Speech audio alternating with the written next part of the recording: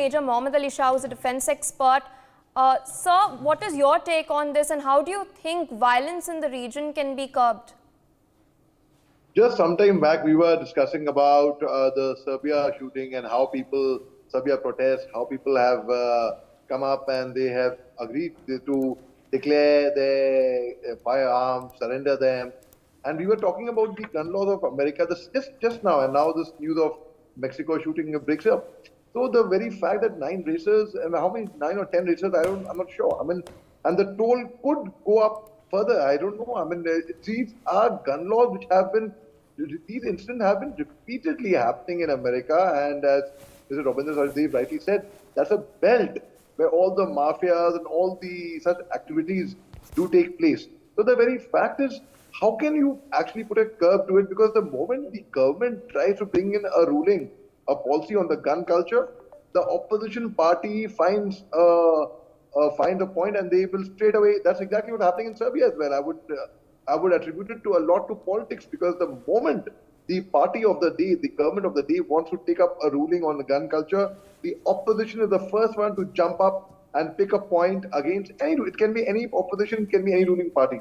So the moment they rise, any government rises above, or the opposition rises above the politics, above the petty politics, and sees the interest, the overall, the general interest of the country, of the people over there, only then I think the problem can be resolved.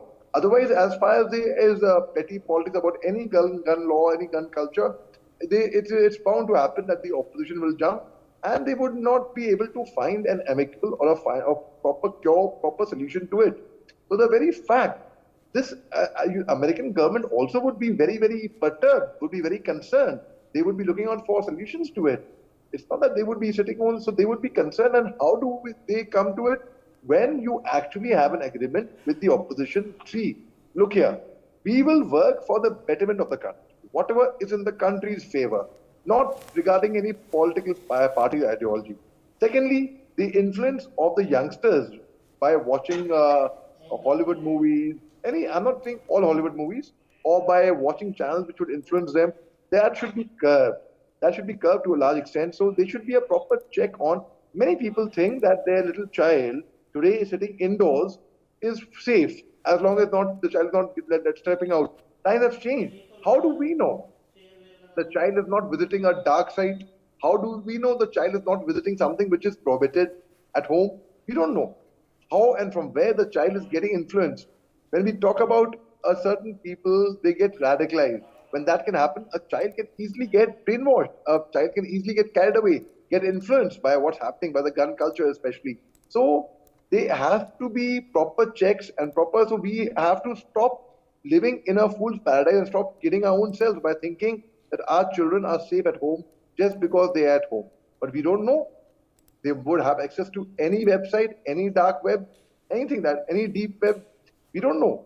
We don't know what's happening, right? So what can influence a child's mind, or for that matter, forget about a child. There have been adults who have been on the firing spree earlier in US. So this thing has to be looked into thoroughly by the government, and that should accord first priority. I appreciate the fact that Mr. Joe Biden had cancelled his meeting to the Quad to Australia because of some internal debt problems in US, and they shifted the venue to Hiroshima when the G7 summit was going on at that time, since he was coming.